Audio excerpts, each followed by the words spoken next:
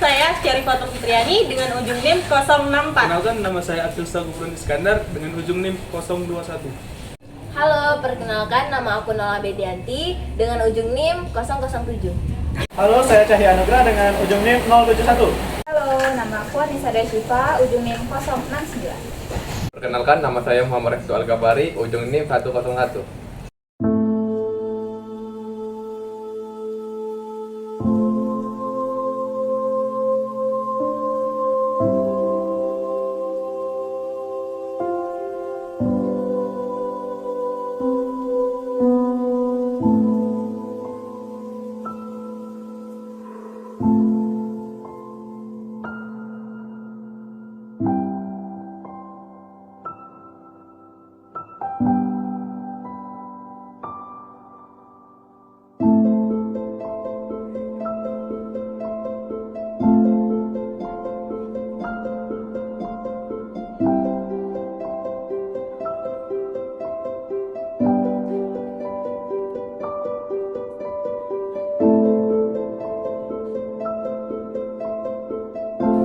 Permisi Pak De, perkenalkan kami dari mahasiswa Universitas Sriwijaya, program studi ilmu tanah di Fakultas Pertanian. Nah, di sini kami mau tanya-tanya, sharing, diskusi sambil ngopi kan. Nah, mengenai pengolahan tanaman ubi kayu itu sendiri Pak De. Nah, sebelumnya kami perkenalan dulu. Nama saya Nola Bedianti. Saya Anissa Desyifa. Saya Abdul Sagufron. Saya Syarifatul Fitriani. Saya Cahya Anugrah. Saya Muhammad Restu Al-Gabari. Dengan Pak De sendiri itu siapa? Iyono, Pak Yoni. Pak Deyono. Pak De ya. Jadi Cahya mau nanya Pak De. Ya. Jadi selain Pak De itu menanam ubi kayu, Pak De itu menanam apa lagi Pak? Menanam apa? Kalau kegiatan yang lain tidak kate kecuali ikan dengan ubi. Jadi lebih sering nanam ubi ya Pak ya? Iya, bergandengan terus. Iya, bergandengan. Nah, jadi ubi nanam kita nanam. Yang jelas jenisnya ubi makan, ubi racun. Kenapa Bapak milih nanam ubi Pak? Kalau nanam ubi tadi kan proses panjang ya.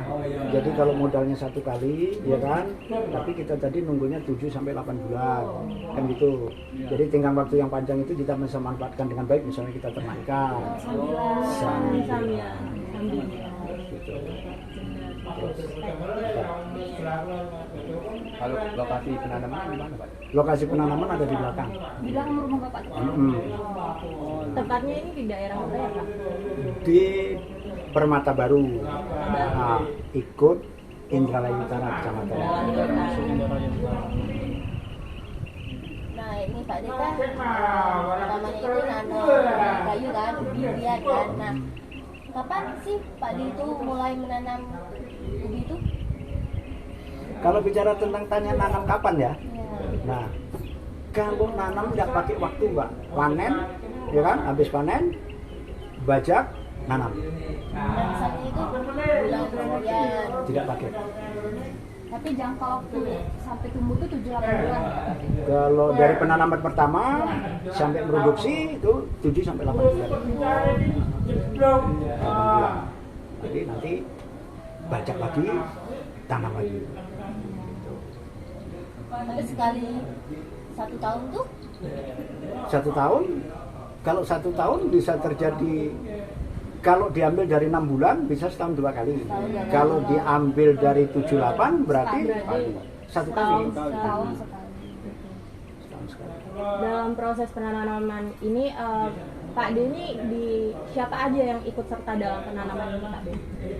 Kalau tanya ikut sertanya ya kaitannya dengan orang banyak lah, mulai dari dibajaknya, ya kan, mulai dari penanamannya, mulai dari pemupukannya. Jadi kita tetap dilibatkan tenaga banyak.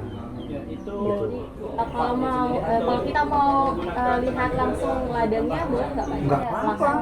Boleh ya? Nggak apa-apa, boleh aja. Oke, sama Pak De juga. Iya. Waktunya kan Pak? Enggak, Enggak. enggak apa-apa.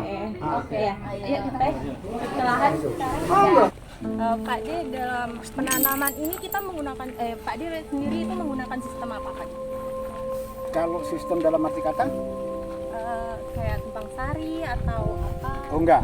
Kalau ubi tidak bisa ditumbang sari. Ya, berarti Pak De Kita khusus untuk ubi. Kan berarti gitu. Ya. Nah, terus Mungkin tekniknya. nah, teknisnya ya, tekniknya ya. Ya. Jadi mulai dari penggarapan tanah sampai penanaman, Ya. sampai pemupukan, saya produksi gitu ya kira-kira. Ya. Yang sama tanyakan itu kan? Ya. Nah, pertama kali tanah kita bajak.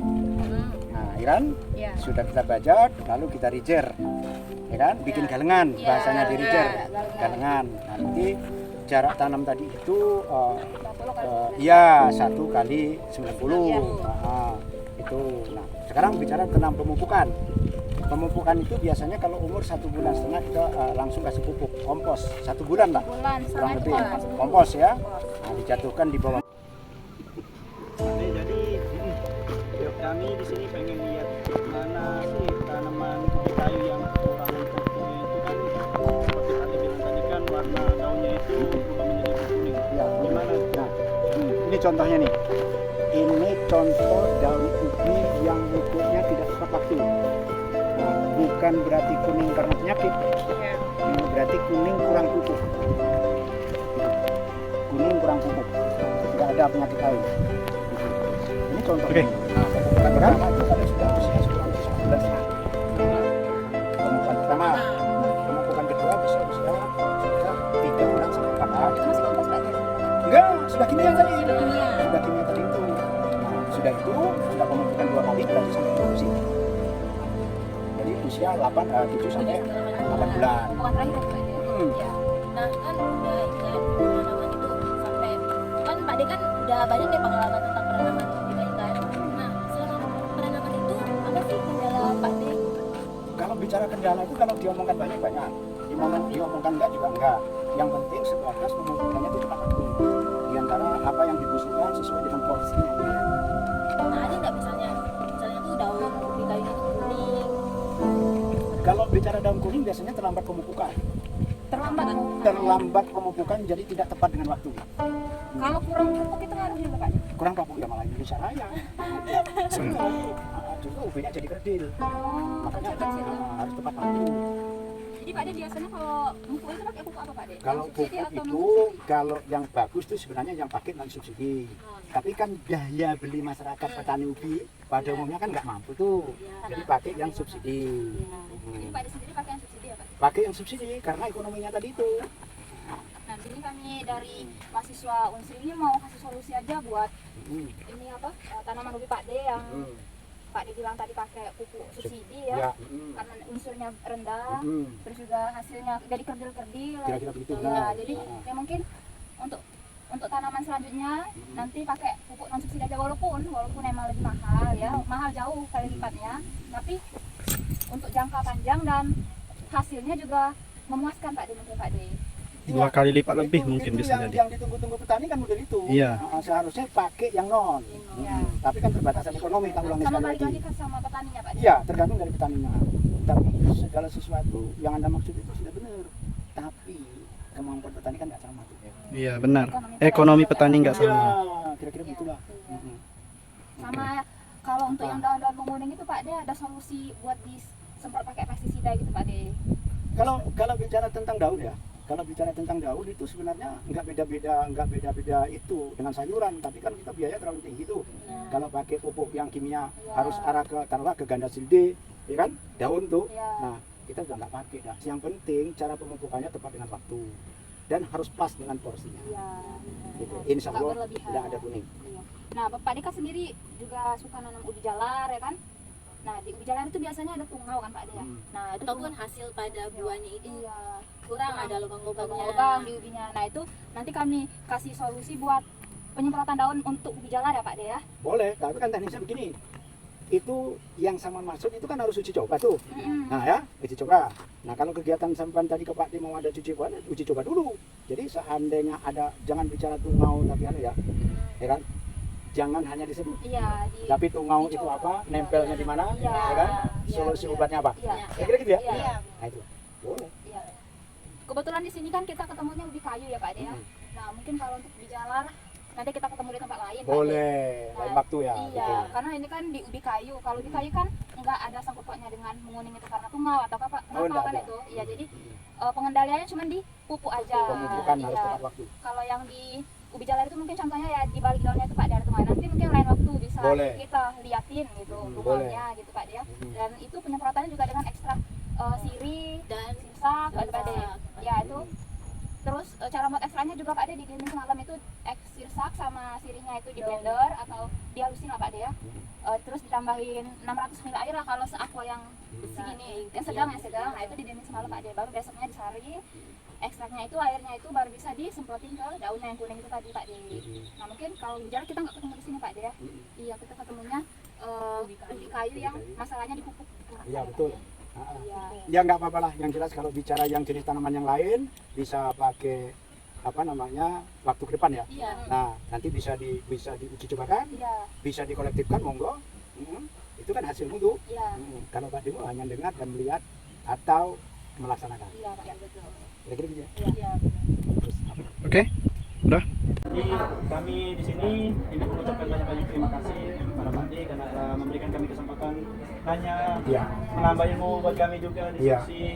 Kami gak bisa ngasih apa-apa, tapi cuma banyak-banyak terima kasih atas nama Iya. Pak D. Yang jelas begini, dengan kegiatan sampean itu sesuai dengan kapasitas Pak sudah dijawab ya. Tapi moga-moga sampean ke depan itu harus betul-betul yang namanya belajar untuk ilmu itu, ya kan? Itu aja harapan saya. Semoga ke depannya jadi hebat. Terima kasih Pak De. Oh, iya. Maaf Pak De waktunya Pak De. Benar. Hasilnya bagus gitu. Iya. Kebetulan banget ketemu Pak De kami tadi yang udah Banget Pak De udah bisa bicara. Tapi ingat, semakin banyak saudara, begitu banyak rezeki ya. Iya. Ya, Amin. amin. Jangan nanti ketemu Pak Demo. Iya Pak De. Pengen ditegur tapi tidak kita hormat. Iya.